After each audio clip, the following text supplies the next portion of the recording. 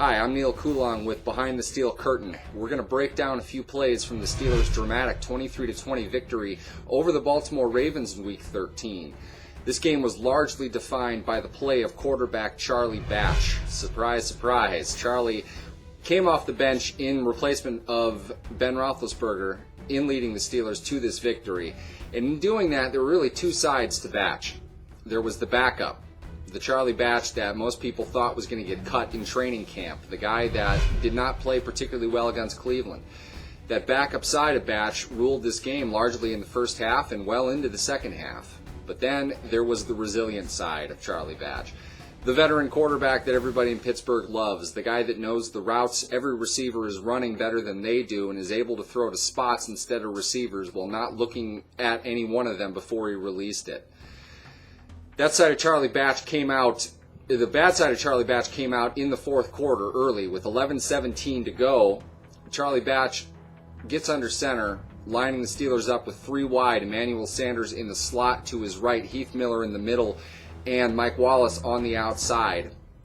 Charlie is looking down the field off to his left to the middle route run by Antonio Brown, tries to hesitate and give a shoulder fake to Ravens safety Ed Reed, but Ed Reed doesn't buy it. Instead, he takes a step forward and right across the middle, right where Heath Miller ran a post to try to get behind him. There simply wasn't any room for Batch on this play. He tried to force a pass into the back of the end zone, whereas in reality, he probably just should have thrown it away. The Ravens' coverage was excellent on this play. Reed was right there for the pick and almost makes a play running it back.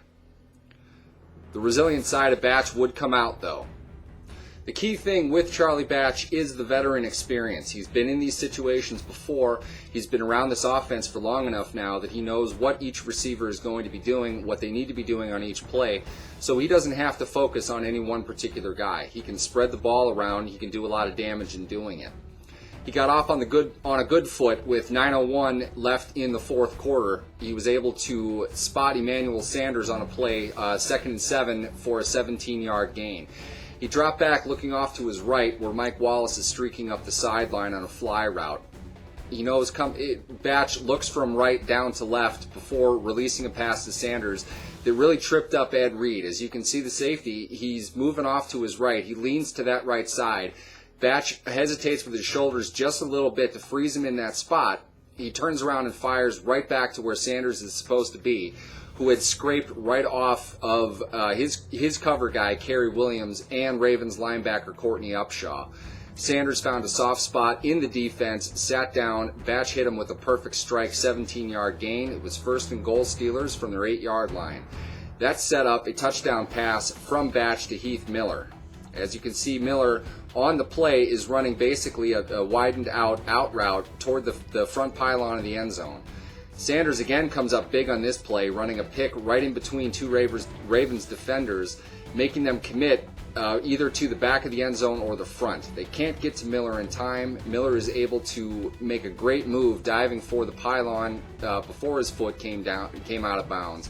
And the Steelers were able to tie the game on two great throws, pretty much back-to-back by Charlie Batch. Not long after that, with 2:46 left in the fourth quarter, the Steelers have the ball driving on the Ravens. On 2nd and 6, they come out with a double tight end formation off to the left. At the snap, it looks like it will be a run. Batch immediately pulls up in what's going to be a very short screen to Antonio Brown. These plays are very difficult in the sense that with the right tackle, in this case Kelvin Beachum, releasing down the field, Batch must get the handoff quickly and release the ball quickly before Beachum can get downfield, which would draw an ineligible man downfield penalty. And he's got to throw accurately enough for Brown to be able to make the catch, turn his shoulders up the field, and try to make a play. Batch is able to do this just floating a pass right over the outstretched arms of outside linebacker Paul Kruger. Brown gets it, is able to get a good block from Emmanuel Sanders and squirt ahead for a 9-yard gain and a first down. It's a key play for the Steelers in this game, drawing them even closer to field goal range. On the next play, a penalty on Kruger for a late hit on Batch gave the Steelers 15 more yards. 3 runs later, they trotted out Sean Sweezum for the game-winning 42-yard field goal. The Steelers became the first team since 2004 to come from 10 points down on the Baltimore Ravens in M&T Bank Stadium. I'm Neal Coolong with Behind the Steel Curtain. You've been watching our latest feature on Charlie Batch and the miracle that he pulled off in Week 13. If you want to watch more videos on the Steelers, please feel free to check out youtube.com/SBN Steelers or any of our NFL videos at youtube.com/SBN NFL.